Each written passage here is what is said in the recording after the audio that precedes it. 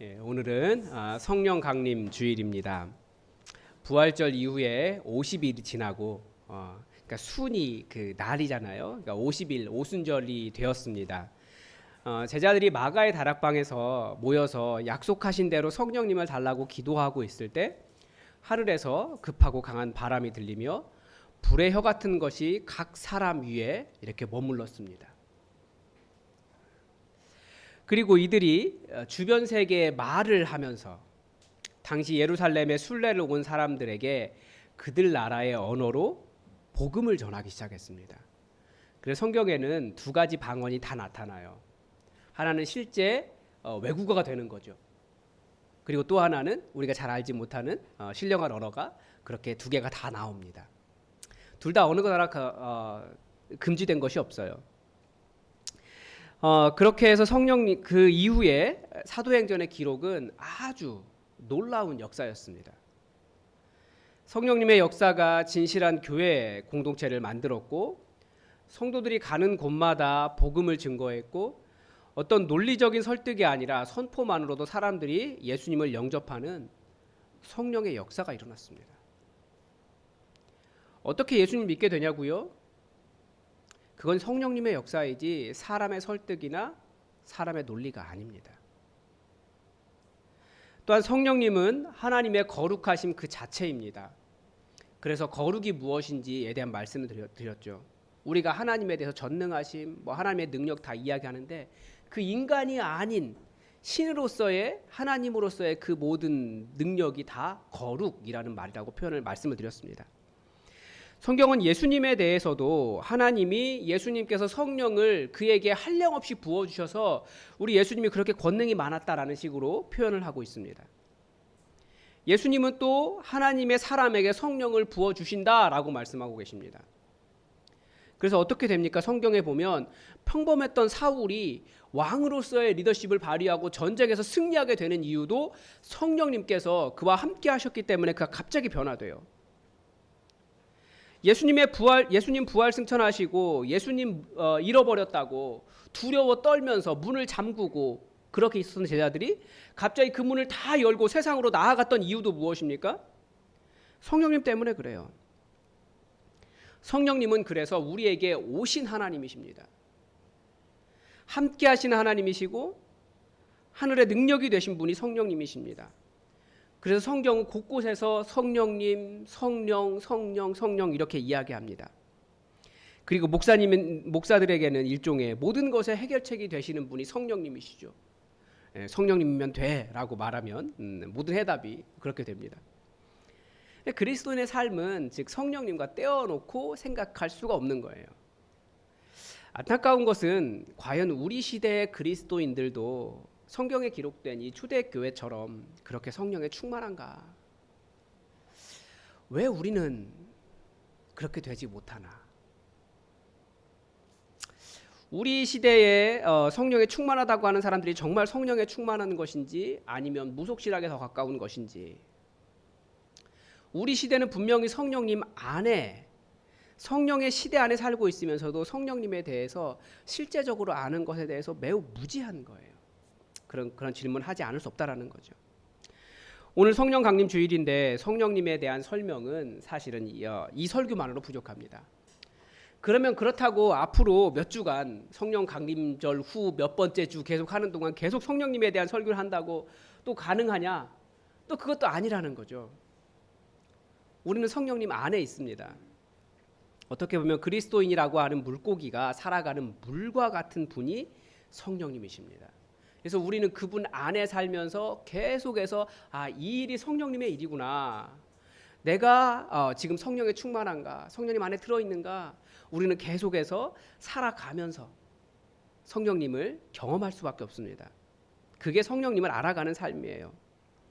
그래서 오늘은 우리가 성령님을 다 알 수도 없지만 다 설명드릴 수도 없지만 이 로마서 8장의 말씀을 통해서 우리 그리스도인들을 살게 하시는 이 성령님에 대한 말씀을 증거하도록 하겠습니다. 성령님에 대해서 설명하는 성경 구절이 많이 있지만 이 로마서 8장은 성령님을 무엇보다도 처음에 이야기할 때 생명의 영이다라고 가르쳐 줍니다.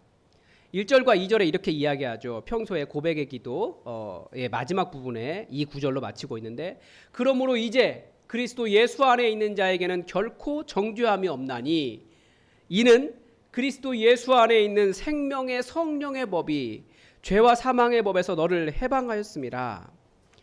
성령님은 생명의 영이십니다. 성령님을 생명의 영으로 표현하는 이유는 7장과 8장에 나와 있습니다. 7장에서는 뭐라고 이야기하냐면 우리가 육신 안에 거한다라는 거예요. 이 육신이라고 하는 말, 우리가 성경에 나와 있는 단어, 우리가 이 단어 때문에 항상 힘들어요. 이 단어가 과연 그 의미인가? 우리는 자기가 이해하는 대로 그 단어의 의미를 생각하는데 이게 어렵습니다. 사울이 뭐 육신에 거한다라고 하는 것을 아주 단순하게 이해하기가 쉽지 않은데, 어쨌든 이 사도 바울이 육신이라고 하는 표현은 이 몸, 이 살이기도 하지만 동시에 우리의 상태를 이야기하는 거예요. 그러니까 육적이다 이렇게 표현되어 있죠. 영적이다, 육적이다. 육신에 거한다라고 하는 말은 우리가 하늘에 속한 영적인 사람이기보다 이 땅에 죄악에 거하고 있는 육신에 속한 사람이다, 육적이다, 이런 의미에 더 가깝습니다. 그래서 우리가 이걸 잘 구분해서 읽어야 돼요. 그 육적이다라고 하는 말, 육신에 거한다라고 하는 말, 그러니까 무슨 말입니까? 우리 안에 죄악된 마음이 너무나 많다는 거예요. 이 죄성이 가득 차 있기 때문에 의식적으로든 무의식적으로든 우리는 계속 죄를 짓는다는 거죠. 이 죄성을 벗어나 보려고 해도 잘 안 된다는 거예요. 죄 안 짓고 거룩하게 살아보려고 해도 이 죄성이 우리를 사로잡습니다. 그래서 그 육신에 거하는 상태가 무엇입니까? 이 7장에서는 죽음밖에 없다라는 거예요. 왜 자꾸 내가 죽어가느냐? 주님 뜻 따라 살아려고 하고 살아보려고 하는데 왜 자꾸 이렇게 낙심하고 죽어가느냐? 육신에 거하기 때문이다, 그런 거예요. 8장 6절에 보면 육신의 생각은 뭐라고 이야기합니까? 사망이다. 자꾸 살려는 생각보다 무슨 생각이 듭니까? 죽으려고 해요. 힘들어. 죽겠어. 이런 말들도 왜 나오는 겁니까? 내가 육에 거하기 때문에 그러는 거예요. 성령에 충만한 것이 아니라 육적인 거예요. 그리고 나만 그러는 게 아니라 다른 사람 살려고 하는 기도 꺾죠. 내가 힘들고 그러면서 더 못 살게 해요. 그게 전부 다 육적이라는 거예요. 살려는 의욕을 꺾는 거죠. 사람들이 말을 할 때도 이렇게 정죄하는 말 더 많이 하고. 7절에 육신의 생각은 하나님의 법에 굴복하지 않으려고 하는 그 하나님과 원수가 되려고 하는 것이 또 육적인 생각입니다. 육신의 생각입니다. 8절에서 하나님을 기쁘시게 하려는 마음도 없고 또 나를 기쁘게 하려는 마음이 가득 차게 되는 자기 중심성, 이게 모든 것이 다 육신에 거하고 있는 것을 증명하는 상태일 뿐입니다. 그래서 왜 자꾸 하나님께 나아가서 예배드리고 하나님을 만나고 하나님을 사랑하려고 하는 마음보다 교회를 떠나려고 하고 하나님을 떠나려고 하고 뭐 교회가 즐겁지 않고 이렇게 되는 상태가 뭡니까? 그게 바로 육신에 거한다라고 하는 상태를 보여주는, 증명하는 상태입니다. 그래서 오죽했으면 이 사도 바울이, 심지어 사도 바울도 이렇게 이야기하고 있는 거예요. 이게 너무나 답답한 거죠. 나 정말 하나님만 기쁘게 하고 싶고 정말 낙심하지 않고 싶고 그 사망의 상태, 그 사망의 어두운 그늘을 벗어나고 싶은데 안 된다라고 말하면서 오호라 나는 곤고한 사람이로다. 누가 이 사망의 몸에서 나를 건져내랴. 그러니까 사도 바울도 이 사망의 권세, 이 육신의 권세가 자기에게 너무나 컸다라는 거예요. 얼마나 힘들었을까요? 우리가 하나님을 따르려고 하지만 잘 안 돼요. 자꾸 하나님과 멀어지려고 하는 마음이 들고 때로는 의심도 들고 자꾸 성도들과의 관계도 어려워지고 삶의 의욕도 없어지고 생명력도 가득 차지 않고 자꾸 낙담하고 하나님의 거룩하심을 기대하기보다 하나님 정말 계십니까? 의심하게 되고, 이 모든 것이 그리고 다른 사람 살지 못하게 또 상처 주고 하나님을 예배하는 일이 기쁨이 되지 못하고 힘들어지는 이 모든 일들이 다 우리가 육신에 거하고 있다라고 하는 증거라는 겁니다. 그런데 사도 바울, 그리스도인은 여전히 육신에 거하여 살지만 생명이 있습니다. 어떻게요? 그 반전이 바로 이 말씀이에요. 그러므로 이제 그리스도 예수 안에 있는 자에게는 결코 정죄함이 없나니, 그래 맞다, 그게 우리가 육신에 거하는 상태다. 그러나 생명의 예수 그리스도 안에 있는 생명의 성령의 법이 너를 해방시켰다. 그러니까 죄가 깊은 곳에 하나님의 은혜가 나타난 이유가 무엇입니까? 내 상태를 알기 때문에 여기에 성령님이 필요하구나. 나에게 생명의 영이신 성령님이 필요하구나. 깨닫게 되기 때문에 은혜다라는 것을 안다는 거예요. 그래서 우리 안에 이 예수 그리스도의 생명이 있는 것이 아닙니다. 우리는 육신에 거하기 때문에. 그래서 우리는 더욱더 성령님을 구하며 성령님과 함께 살아가며 주님, 제가 여기에 육신에 거하여 있어서 너무나 힘듭니다. 낙심합니다. 낙담합니다. 자꾸 사망 권세가 저를 뒤덮습니다. 성령님, 저에게 그 생명을, 그리스도 안에 있는 자에게 있는 그 풍성한 생명을 주옵소서 기도하며 성령님과 함께 생활하는 거죠. 그러면 우리는 어떻게 이 살리시는 영, 이 풍성한 생명의 영으로 가득 찰 수 있을까요? 이 예수님께서 성령님을 설명하실 때 여러 말씀을 하셨는데 아주 중요한 말씀이 하나 있습니다. 그게 뭐냐면 성령님은 이끌어 주시는 분이시라는 거예요. 인도하시는 분, 이끌어 주시는 분. 예수님께서 하실 말씀이 굉장히 많으셨어요. 이게 지난 수요일에 전한 말씀인데 여러분 수요 기도회에도 많이 나오셔서 함께 기도하고 찬양하고 말씀 들으시기 바랍니다. 이 성령님께서, 그러니까 예수님께서 하실 말씀이 너무나 많으셨는데 하나님께서 너 이제, 예수님한테 너라 그러면 안 되죠. 하나님께서 하신 말씀입니다. 사랑하는 아들아, 이제 너의 사역은 거기까지다. 이제 십자가 지고 부활하고 이제 올라와라. 예수님이 하실 말씀이 아직도 제자들에게 가르쳐야 될 게 너무 많았어요. 3년밖에 못 가르치셨거든요. 그런데 예수님은 거기서 딱 멈추셨어요. 왜냐하면 하나님이 멈춰라, 이제 올라와라 라고 하시니까 예수님은 거기까지 하시고 올라가신 거예요. 그러면 남은 제자들은 어떻게 해야 됩니까? 예수님이 아무 걱정하지 않으셨어요. 왜냐하면 이제 성령님이 오셔서 내가 너희에게 한 말을 기억나게 하고 너희를 인도할 것이다. 그러니까 예수님의 사역은 거기까지 마무리되지만 진리의 성령님이 오시면 너희를 모든 진리 가운데로 인도하실 것이기 때문에, 즉 성령님은 인도하시는 분, 이끌어 주시는 분이시라는 겁니다. 그래서 요한복음에서 인도하시는 성령님의 의미는 우리가 배운 대로 다 살지 못하기 때문에 우리를 그 배운 바대로 말씀대로 살아갈 수 있도록 자꾸 말씀을 들려주시는 거예요. 그러니까 제자 훈련은 어떻게 되는 겁니까? 제자 훈련이라고 하는 것은 계속 말씀드리지만 코스를 마친 게 아니에요.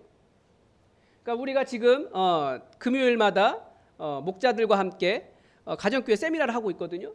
가정교회 세미나 한번 마쳤다고 되는 게 아니에요. 그 다음부터는 어떻게 됩니까?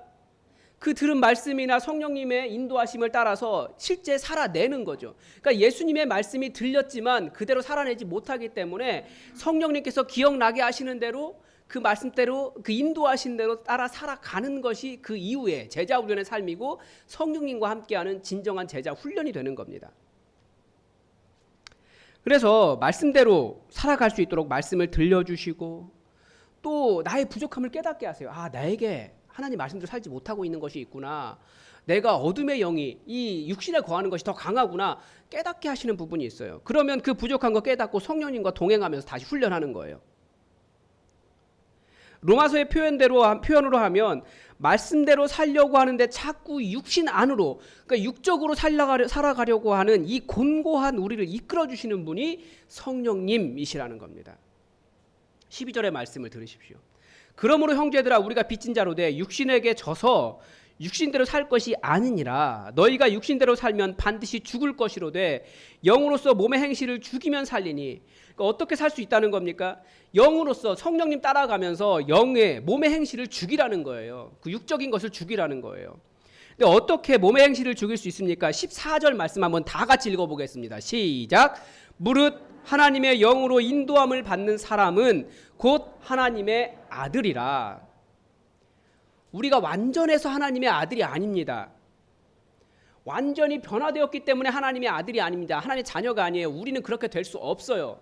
주님 오시는 그날까지 완전하게 변화되지 않아요. 왜냐하면 육신에 거해서 이 육신이 워낙 강력하기 때문에 계속 육적으로 살 수밖에 없어요. 그런 부분이 있습니다. 주님 오시는 그날까지 안 돼요. 그래서 누구를 하나님의 자녀라고 말하고 있습니까? 성령님의 인도함을 받고 있는 사람을 하나님의 자녀다. 그리스도 안에 있으면서. 우리 부족할 수 있죠. 그렇지만 성령님의 인도함을 받고 살아가는 겁니다. 그러면 그 사람이 하나님의 자녀라는 거예요. 그래서 성령님의 인도함을 받으면, 성령님께서 인도하시면 가장 큰 특징, 예수님 말씀에 따르면 말씀이 들린다고요. 이 자리에 앉아서 같은 말씀을 들어도 각자에게 주어진 은혜가 다릅니다. 왜냐하면 성령님께서 듣게 하시는 부분이 달라요. 그래서 우리 목장 모임을 할 때 말씀을 가지고 서로 나눠야 되는 이유가 무엇입니까? 각자에게 도전을 주시는 성령님의 역사가 다르기 때문에 그렇습니다. 그래서 이걸 듣다 보면 이 사람에게는 이런 은혜가 있었구나. 이분에게는 이런 은혜가 있었구나. 서로 다르게 깨달으면서 성령님께서 역사하시는구나 알 수 있어요. 성령님께서 각자에게 도전하시고 때로는 각자에게 마음을 찌르기도 하시고 우리를 죽게 하는 육신의 생각과 몸의 행실을 깨닫게도 하십니다. 그리고 말씀대로 살지 못하는 우리의 상태를 지적하시죠. 그래서 신앙생활하면 말씀대로 살지 못하는 나의 모습을 깨달을 때가 정말 많아요.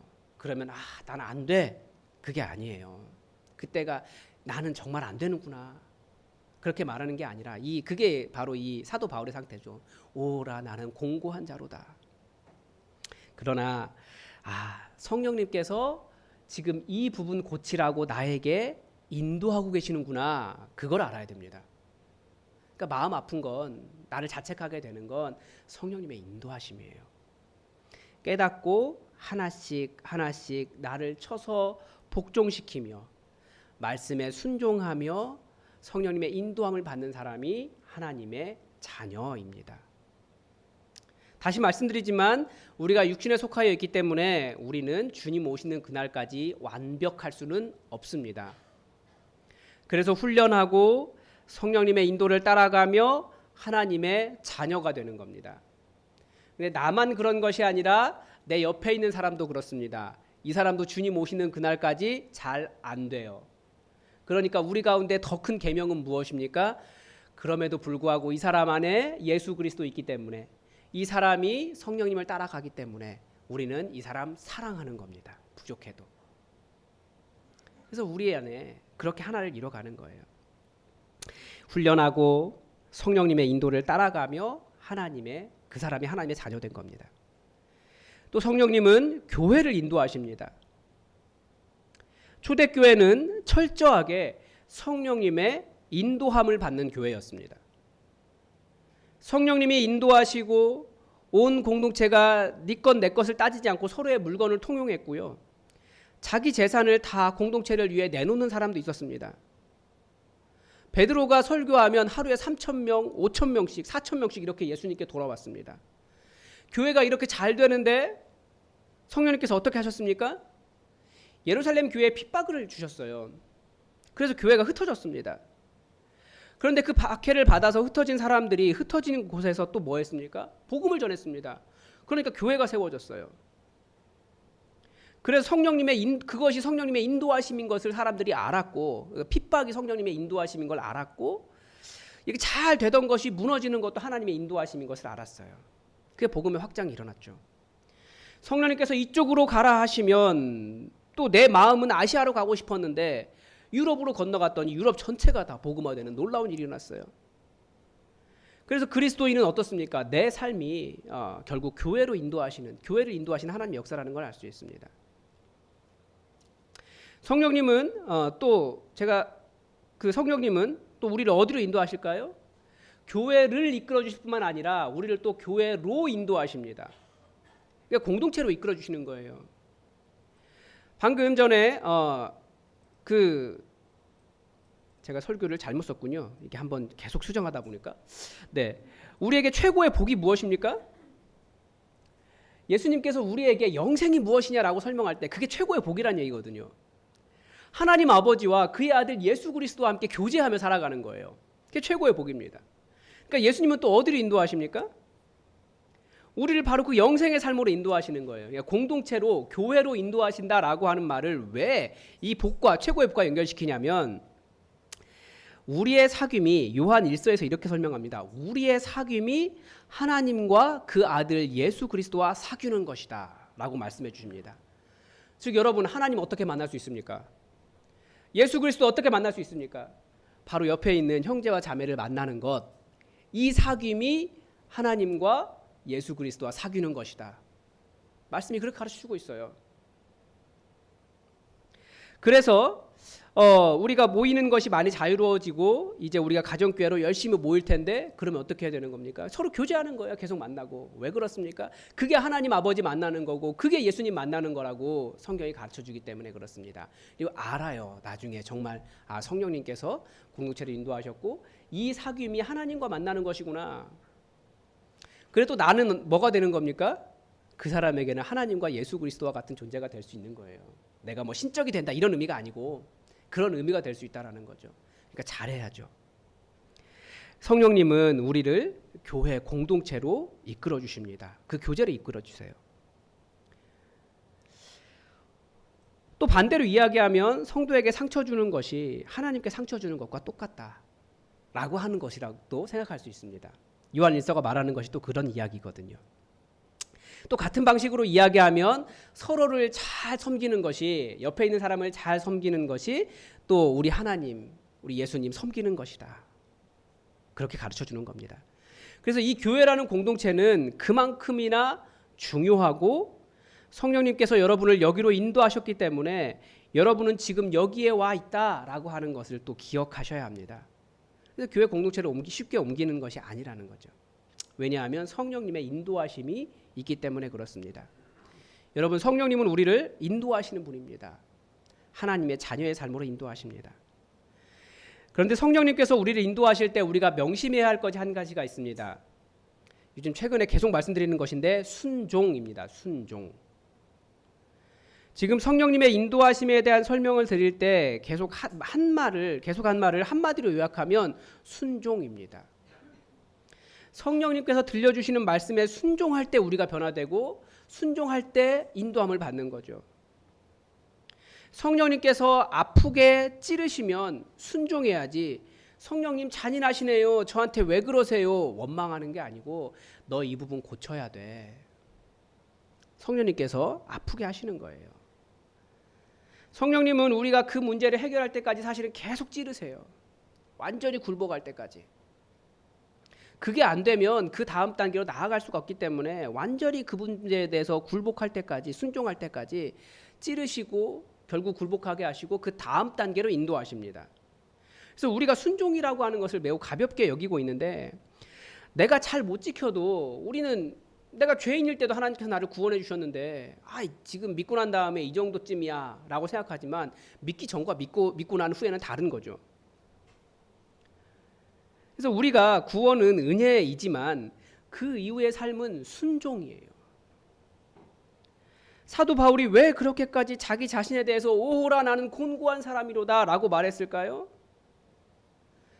사도 바울은 말씀대로 살기 위해서 최선을 다했던 거예요. 순종하면서. 근데 최선을 다하는데도 한계를 경험했다는 거예요. 내가 육신에 거하고 있구나. 그러니까 진정한 은혜는 어디에서 나옵니까? 말씀에 제대로 순종하고 완전히 순종하려고 하는데도 안 될 때 그때 나 같은 자를 구원해 주시다니 라고 하는 은혜를 알 수 있는 거예요. 그래서 완전한 순종이 불가능한 나를 보면서 나 같은 자를 용납해 주신 예수님의 사랑에 감격하는 겁니다. 그래서 우리는 은혜가 먼저가 아니라 이미 예수 믿는 우리들에게는 은혜가 먼저가 아니라 순종이 먼저입니다. 그래서 은혜는 순종에서 나오지 순종하지 않으려고 은혜를 강조하는 것은 순서가 매우 바뀌어 있는 잘못된 거예요. 이 은혜라고 하는 너무나 소중한 가치를 아주 싸구려로 만드는 아주 그냥 아무것도 아닌 것으로 만들어버리는 잘못된 행동입니다. 우리에게는 순종이 먼저입니다. 자기 말의 해석이죠. 또 로마서 8장은 성령님에 대해서 아주 인상적인 가르침을 주고 있는데요. 26절입니다. 이와 같이 성령도 우리의 연약함을 도우시나니 우리를 마땅히 기도할 바를 알지 못하나 우리는 오직 성령이 말할 수 없는 탄식으로 우리를 위하여 친히 간구하시느니라.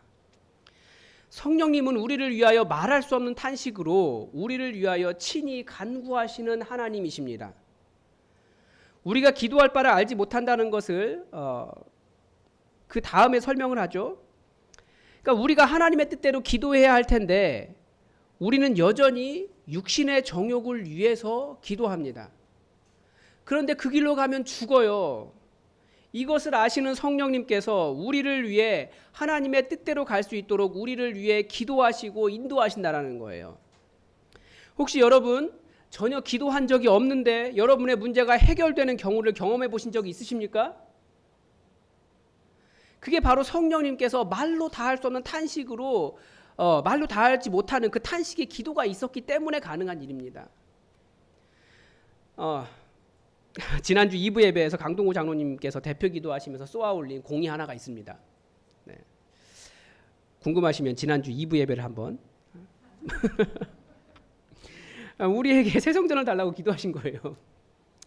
그런데 자연스럽게 나온 이야기가 이제 그 이야기를 하다 보니까 자연스럽게 나온 이야기가 이 교회가 우리 교회가 세워질 때 그때 일어났던 신비로운 일들을 다 이야기하더라고요. 몇 분이서 모여서 우리 교회 하자라고 이야기했는데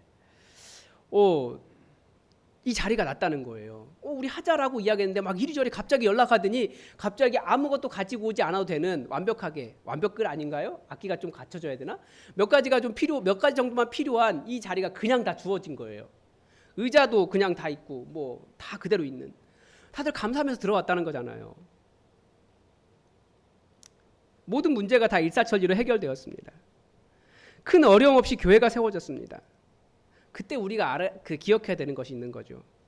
성령님은 말할 수 없는 탄식으로 기도하셨고 그 성령님의 그 말할 수 없는 탄식의 결과가 바로 우리 교회의 탄생의 발판이었다는 겁니다. 우리는 다 몰라요. 하지만 성령님은 우리의 아파하는 것보다 훨씬 더 아파하면서 그 말할 수 없는 탄식으로 사실은 우리를 위해 기도하고 계시는 분이세요. 그러니까 성부 하나님 앞에 하나님께 구한다는 거죠. 우리 하나님의 사랑을 받는 우리에게는 우리는 너무나 막막하여 어떻게 기도할지도 모르는데 우리를 위해 말할 수 없는 탄식으로 먼저 기도하시는 성령님이 계십니다. 근심과 염려보다도 기도할 이유가 여기에 있습니다. 심지어 일이 어려워져도 이 성령님의 탄식의 기도가 27절에서 뭐라고 말합니까? 믿는 자에게는 모든 것이 합력하여 하나님의 선이 되도록 하십니다. 얼마나 감사하고 얼마나 행복하고 근심할 이유가 없습니까? 이때 우리가 뭐라고 하는 겁니까? 할렐루야라고 이야기하는 겁니다. 우리 성령님이 계신 거예요. 너무나 신기하지 않습니까? 감사하고 신비하지 않습니까? 하나님은 왜 우리처럼 어쩔 수 없이 육신에 거하여 은혜를 주어도 계속 육신으로 돌아가는 우리에게 이렇게 좋은 성령님을 주신 것일까요? 지난주 설교에서 제가 잠깐 스쳐가는 말로 이런 말씀을 드렸어요. 찬양을 하다 보면 나중에 가요도 다 복음처럼 들린다고. 제가 이제 어제 여러 일정이 많아가지고 설교를 다 마무리하지 못하고 집에 들어갔습니다. 마지막 그 설교 써는 게 여기까지였어요. 너무 신기하다고. 하나님 도대체 저 같은 자에게 이 오호라 공고한 자로다라고 고백할 수밖에 없는 저 같은 자에게 왜 이렇게 좋은 성령님을 주셨습니까? 라고 질문을 적어놓고 차에 딱 시동을 딱 걸었는데 라디오에서 그런 노래가 들리더라고요. 네가 좋아 너무 좋아 내 모든 걸 주고 싶어. 성령님 조금 위트가 있으시죠? 깜짝 놀랐어요. 응답이 거기서 올 줄은 몰랐습니다. 하나님은 우리를 너무나 좋아하시는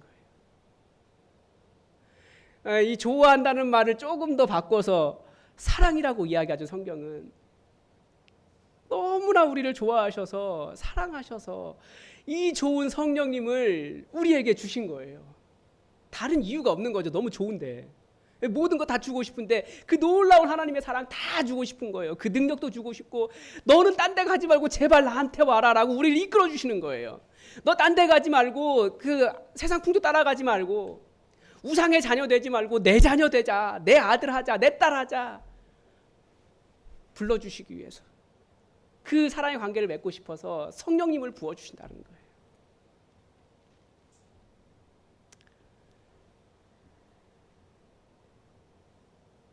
그리고 또 하나 성경에 보면 예수님의 말씀을 기록한 복음서에 보면 사실은 사랑한다라고 한 표현은 성부 하나님은 예수님께 하셨어요. 너는 내 사랑하는 아들이다. 물론 우리를 사랑한다는 말씀도 있으시죠. 그리고 또 하나는 예수님께서 계속 하신 말씀이 우리 다 함께 하나님 나라 만들어 가자 이거였어요. 나에게 오면, 그러니까 예수님의 핵심 메시지는 그거죠. 나에게 오면 죽지 않는다. 영원히 산다. 그래서 예수님께 오는 자에게 성령님을 부어주셔서 영원히 살게 하시는 겁니다. 그 생명령을 주셔서. 그리고 우리에게 하나님 나라 함께 만들어 가자인데, 그러니까 뭐 부자 되면 된다, 잘 산다, 평안하다 이런 것들은 2차적인 문제고, 나 따라서, 그러니까 예수님 따라서 이 땅에서 하나님의 뜻이 이루어지는 하나님 나라 만들어 보자. 그래서 성령님을 부어주셔서 하나님의 뜻대로 인도하시는 겁니다. 내가 인도할게. 나 따라와. 성령님을 보내주셔서 우리를 인도해 주십니다. 그리고 또 너희 힘으로는 안 돼. 그렇게 살아가는 것 내가 함께 해줄게. 우리 하나님의 뜻대로 뜻이 이루어지는 하나님 나라 만들어 보자. 그 함께 해줄 게가 성령님을 보내주셔서 우리에게 권능을 주신 겁니다. 그래서 성령님께서 임하신 그 모든 눈에 보이는 가시적인 결과가 무엇입니까? 교회예요.